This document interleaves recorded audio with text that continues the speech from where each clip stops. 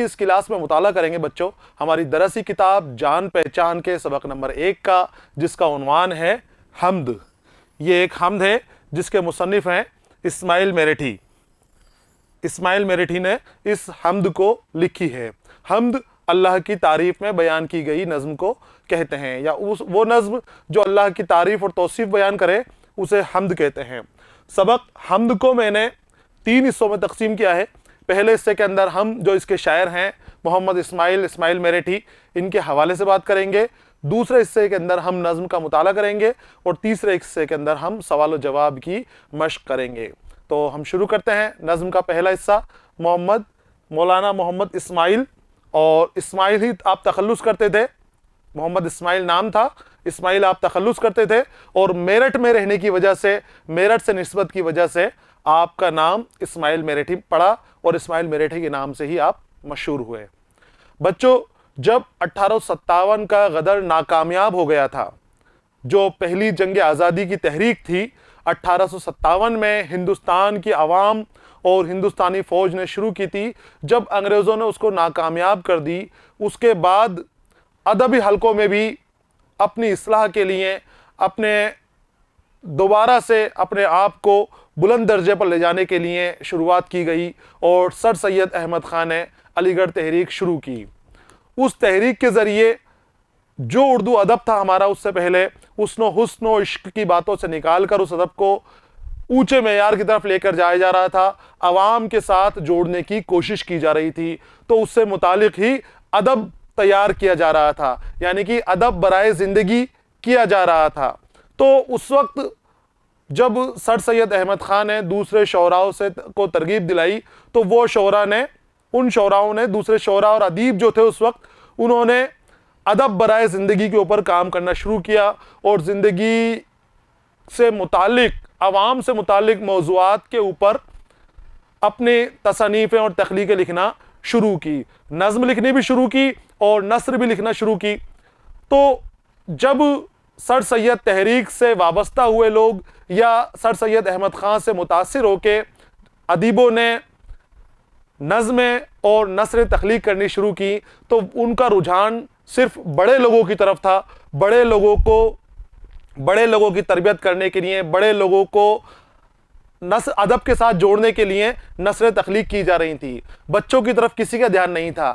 اس دور کے اندر جب سب ہی ادیب اور شعراء بڑوں کے لیے لکھ رہے تھے، اس وقت اسماعیل میرٹھی سامنے آئے، منظر عام پر آ کے انہوں نے بچوں کے لیے اپنی نظمیں اور بچوں کے لیے اپنی تخلیقیں کرنا شروع کی۔ اسی لیے اسماعیل میرٹھی کو بچوں کا شاعر بھی کہا جاتا ہے۔ آپ نے بچوں کے لیے بہت عمدہ قسم کی نظمیں لکھی، بہت اعلیٰ درجے کی آپ نے نظمیں لکھی ہیں۔ آپ نے غزلیں بھی لکھی تھی اور انہیں فرضی ناموں سے شائع بھی کروایا، لیکن آپ کا جو اصل میدان ہے وہ نظم کا ہی رہا ہے۔ آپ نے بچوں کے لیے نظمیں لکھی، لیکن صرف بچوں تک ہی آپ محدود نہیں ہیں، آپ کی نظمیں بڑوں کے اندر بھی اتنی ہی مقبول و مشہور ہیں، اور اتنی ہی اہمیت رکھتی ہیں کہ جتنی دوسرے شعراء کی نظمیں رکھتی ہیں۔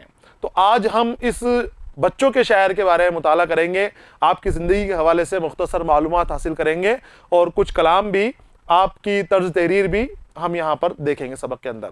دیکھیے آپ، محمد اسماعیل کی پیدائش میرٹھ میں ہوئی تھی، اور انہیں بچپن سے پڑھنے لکھنے کا شوق تھا۔ محمد اسماعیل آپ کا نام تھا، اور اسماعیل آپ تخلص کرتے تھے۔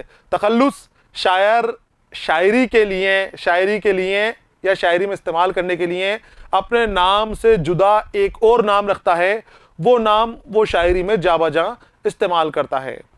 استعمال کس طرح سے کرتا ہے، جب وہ آگے ہمارا نظم کا حصہ آئے گا میں اس کے اندر بتاؤں گا آپ کو۔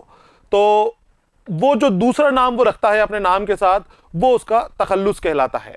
تو محمد اسماعیل آپ کا نام تھا، اور اسماعیل ہی آپ تخلص اختیار کرتے تھے، تخلص استعمال کرتے تھے۔ آپ کو بچپن سے ہی پڑھنے لکھنے کا شوق تھا۔ اپنے شوق اور محنت سے انہوں نے بڑی ترقی کی، کم عمر میں ملازم ہو گئے، علم و ادب کی دنیا میں نام پیدا کیا۔ ذہین تھے آپ، سمجھدار تھے، کم عمر کے اندر ہی آپ نے اعلیٰ تعلیم حاصل کی اور ملازمت بھی اختیار کر لی، اور درس و تدریس کے معلمی کے کام کے اندر بھی آپ نے اسی کام کو اپنا معاش کا ذریعہ بنایا۔ اردو اور فارسی کے استاد کی حیثیت سے انہوں نے बच्चों की नफ्सियात, ज़ौक़ व शौक़, दिलचस्पी, पसंद और नापसंद का जायज़ा लिया। उर्दू के उस्ताद थे, तो अब उन्होंने बच्चों की नफ्सियात का जायज़ा लेना शुरू किया कि बच्चों की तरबियत किस तरह से की जा सकती है, क्या चीज़ बच्चों को अच्छी लगती है, किस चीज़ से बच्चे पढ़ने से भागते हैं, दूर भागते हैं, किस चीज़ के ज़रिए, किस तरह की नज़मों के ज़रिए हम बच्चों को मेयार ऊंचे कर सकते हैं, उम्दा मेयार बच्चों के कर सकते हैं। तो उसके हिसाब से, बच्चों की शायरी के हिसाब से ही आपने बच्चों का जायज़ा लिया, नफ्सियात का जायज़ा लिया और उसी हिसाब से अपनी तख्लीक़ें की।